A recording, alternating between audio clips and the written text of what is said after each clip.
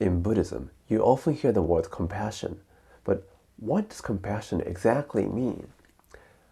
People have different answers to that, and I believe many of them say compassion is not desire. They are different.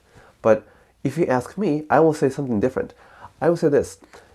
If you think about the relationship between desire and compassion really well, perhaps counterintuitively, you will see that compassion is some kind of desire. So compassion is desire for the end of suffering of everyone, desire for peaceful and meaningful life of all sentient beings.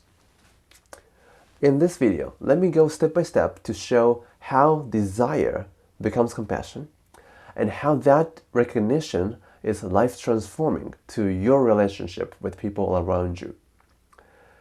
Okay, desire becomes compassion, really?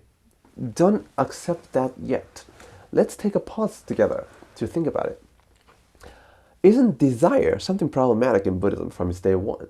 The tradition says that it is suffering when you desire what is not the case, when you desire whatever is neither here nor now. But now we're saying that compassion is a kind of desire. So what does that mean? So here's an analogy that makes sense of the relationship between this desire and compassion, or between selfish desire and compassion, okay? So let's say somebody go play basketball with its friends, and after the game, everyone gets thirsty, but people forgot to bring their water bottles. But there's one water bottle under the bench. If he snatches and drinks up on his own, that's selfish. But if he sips and passes around so that everyone can quench thirst a little, then people won't call him selfish. So in these two cases, he's selfish in one case and is not selfish in the other. So what makes a distinction between selfish desire and non-selfish desire is the difference between or the difference of the range of application of desire. If desire for water is applied only to oneself, that's a selfish desire. But in contrast, as soon as the range of desire expands and applies to the desire of everyone else, then that desire becomes non-selfish desire.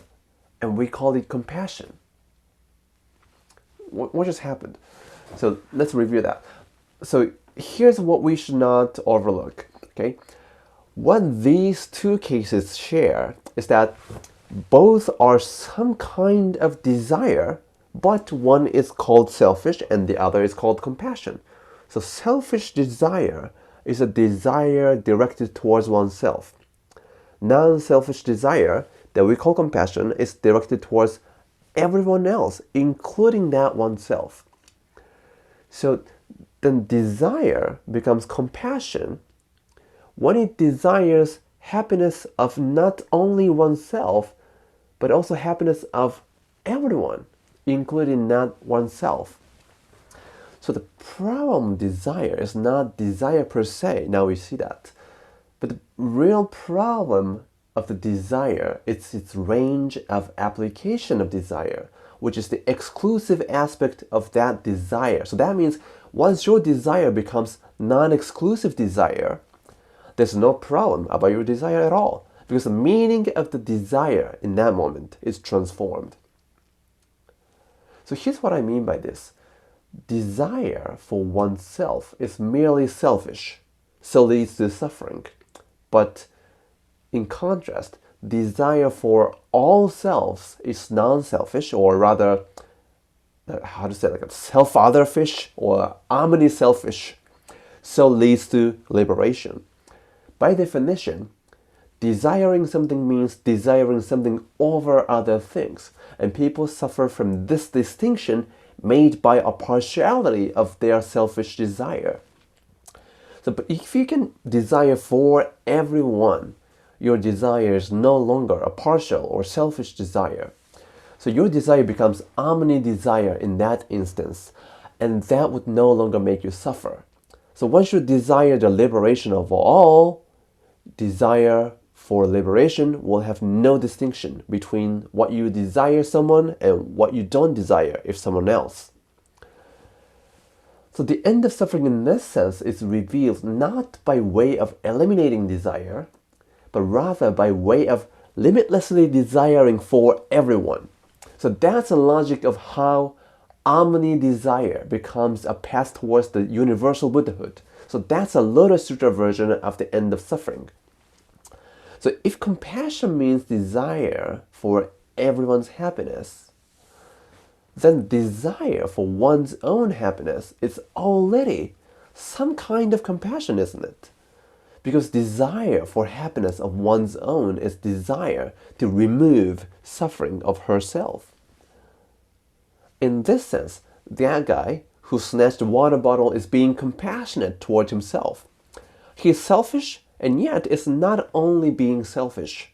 Being selfish is how he is embodying his own compassion, his Buddha nature, and his moment of becoming a bodhisattva for himself. So this recognition of seeing one's selfish act as her compassion has a life-transforming implication and can make a tremendous positive impact on your life. And I got a story to share about this towards the end of this video, so stay tuned. So his desire is an incipiency for Buddhahood, the end of suffering of everyone. So his next step is to desire the alleviation of thirst for all basketball players in the gym and also for everyone who is in need of the drinkable water around the world. But in reality, it is not easy to have this kind of compassion qua omni-desire. So you have people you like and people you don't like. But the point is probably not to acquire an ability to desire for all, but rather to enjoy the process of acquiring that kind of ability. So the goal is not outside of yourself. The goal is always walking the process, walking your bodhisattva way in your particular situation. So let me be concrete a little bit more. So simply put, you can practice bodhisattva's omni-desire whenever you want in your everyday life. Enjoying the process and continuing that practice themselves are how you fulfill the goal of your great compassion as a bodhisattva. So let me end my video with the story. So here's my story, and I got permission from my wife to share this story with you today. So I have two small kids, 4 years old and 2 years old. Over the last 1 year or so, my wife has been was a little more like a short-tempered. And she kept wondering why she got short-tempered like that. And I used to hate when she complains about my way of doing housework or like taking care of her kids. But one day I started to apply this seeing the suffering and compassion in others idea and practice to this particular situation. It's a practice seeing the bodhisattva moment under the guise of non-bodhisattva-like situations, and asked myself, how is her, my wife, complaining about me in fact her way of expressing her suffering or frustration and compassion towards herself? So raising this kind of question immediately altered my way of seeing her. So it first made me effortlessly stopped reacting to her complaints. I was able to respond to the situation when she complains. And then I started to recognize her complaints were actually her expression of some kind of dissatisfaction with her present situation and her way of getting over that kind of discontentment. So that's precisely her compassion directed towards herself, under the guise of being selfishly complaining. So she was actually embodying her compassion to herself by way of complaining. So this is perhaps counterintuitive, but to me, it was this recognition that really changed the meaning of her complaints. She was embodying her compassion to herself. So that's the true meaning of her complaining. That's really a sea change of my perspective.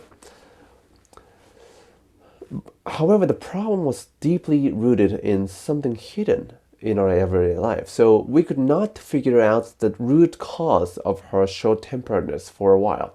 So I tried to do more housework, took our kids to a local park to give my wife her own time, but none of them really worked out so well. So what option was left to me? Well, so after several months of conversation, of her expressing and my supporting that expression, we finally figured out the root cause of her irritation. That was simple, actually. That was a lack of quality of sleep. So our kids sleep on their bunk bed in their bedroom, but during the night around like 2 a.m., 4 a.m., or like 5 a.m., they tend to cry, wake up, and desire to see their mother. But I normally don't recognize those noises in those moments, and so my wife was one who gets the deprivation of sleep.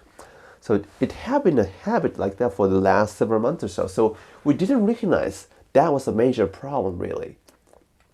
But as soon as we figured that out, I suggested that she sleeps alone in our bedroom, and that I sleep in our kids' bedroom with them. Once we started to do that, from the next day on, she was much more calm and peaceful during the day and started to have almost no complaints. So she said this exactly solved the problem, and peace of her mind was restored. However, on the other side of the room or the house, that was hard for me in the beginning to soothe our kids when they cry during the night, but luckily, they know I am not good as their mother to take care of them, and I wouldn't let them go see their mother during the night, even they wake up during the night anymore. So they kind of started to understand that, and lately they are sleeping throughout the night without crying or waking up. Now in my household, everyone is sleeping well, so perhaps I will be able to sleep out of their kids' bedroom soon. So without my wife complaining, I would not need to think about this and change my behaviors at all. So under the guise of complaints, she was always already a bodhisattva, not only for herself, but actually also for me. So how compassionate she is. So now I want to hear your thoughts on this topic. So let me end with questions. How do the idea and practice of recognizing people's suffering and compassion under the guise of their selfish act invite you to reflect upon your relationship with someone in your life? Does what we discuss here make sense to you vis-a-vis the particular situations of yours? If not, what are the points that do not exactly match?